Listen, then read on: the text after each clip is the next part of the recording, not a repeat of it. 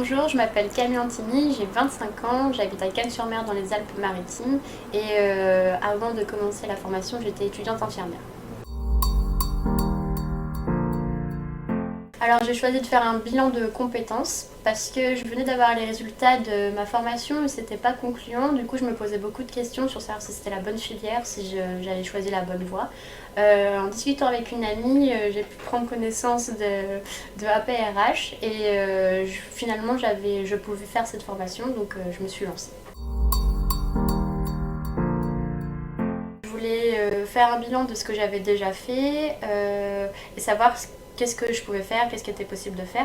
Ce que j'ai découvert, qui était vraiment une découverte et dans le bon sens, c'était que on faisait un test de personnalité, un bilan à la fois de nos valeurs, nos attentes, nos envies et des compétences professionnelles, et que en fonction de ça, on pouvait trouver des formations ou des métiers qui nous convenaient le plus. Mes doutes, c'était de savoir si j'avais choisi la bonne voie, si c'était vraiment encore en lien avec ce qui me motivait.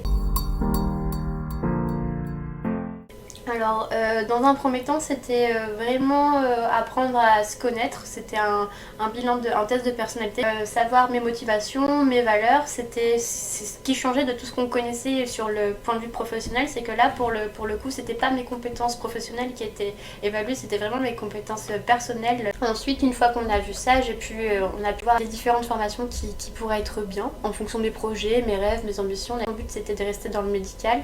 J'avais comme rêve du coup de partir à l'étranger.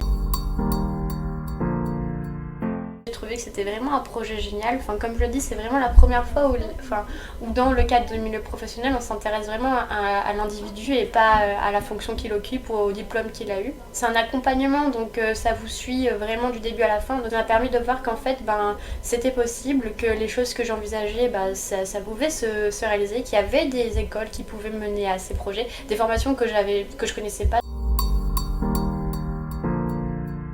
C'est l'échange qu'il y avait et la motivation. On ressort à chaque fois d'une réunion boosté vraiment pour réaliser son projet.